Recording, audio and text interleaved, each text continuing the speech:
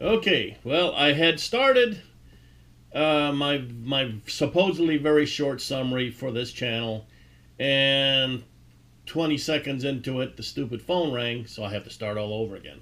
Okay, now in order for me to make a short summary that YouTube wants, they said a minute, but I don't know anybody who could make a summary of their channel, and you do it only in a minute. Um, I had to write everything down. Okay, and so this whole thing is going to be scripted. It's and the fact that I wrote it all down and I'm going to be reading it will more or less ensure that I don't get off go off into different you know areas that I'm not supposed to be doing. All of my videos are are replete with all kinds of stuff that I don't really want to cover here. Okay, uh, so I'll go ahead and start this summary now. And if you think that I'm looking over your head and reading, well, you're right. Right behind the camera is my written summary. Something, and I'm going to go ahead and start on it now. Hello, my name is Tom Kitchen. I'm also known as Sandrammer. And I am a retired Chief Petty Officer employed from, pardon me, 1971 to 1991 in the United States Navy as a molder. YouTube has asked that the YouTube creators make a short summary of what their channel is about, and I shall do my very best to make this video as brief as possible given the information covered. Okay. This channel covers the training required of the Navy molder by the United States Navy. To wit, the repair of Babbitt bearings, the repair or manufacture of wire rope or lifting cables and cables that utilize wire rope sockets, and the manufacture of a wide range of castings required to support the missions of the United States Navy. We made castings for everybody. We made castings for old and new ships. It made no difference. We made castings that were mechanical in nature. We made castings that were decorative in nature, like ship's plaques. We made all kinds of castings.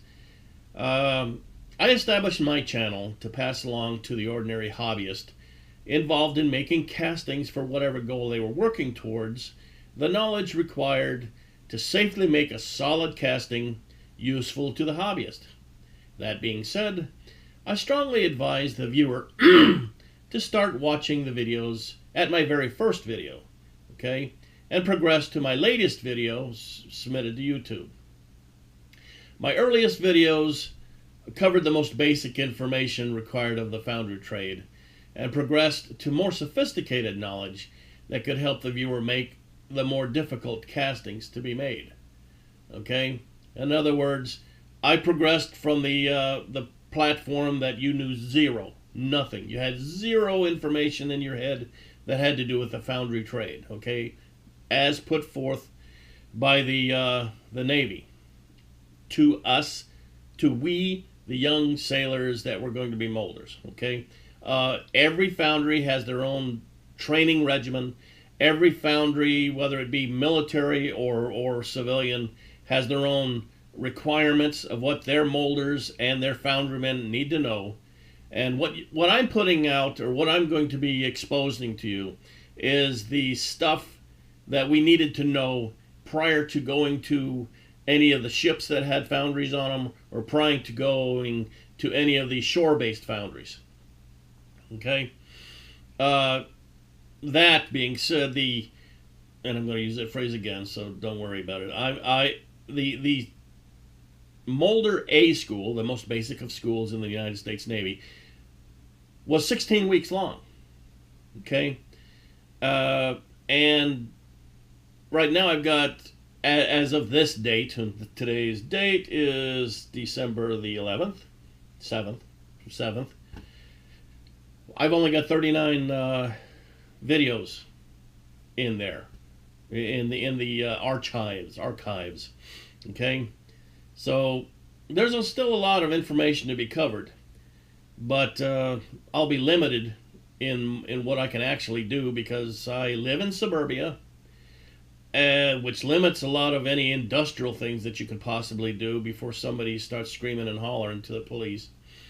And I've got everything set up in the garage. It's a 2-car garage, and if you think about it, it's probably around the same size of any little foundry that used to exist during the industrial age.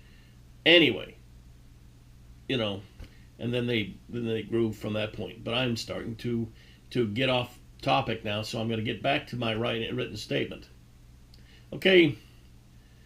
I close making 2 more statements. Number 1, the Mulder rate was disestablished in 1997, so you're not real likely, if you're in the Navy or connected with the Navy, to be able to find a Mulder that can answer your questions.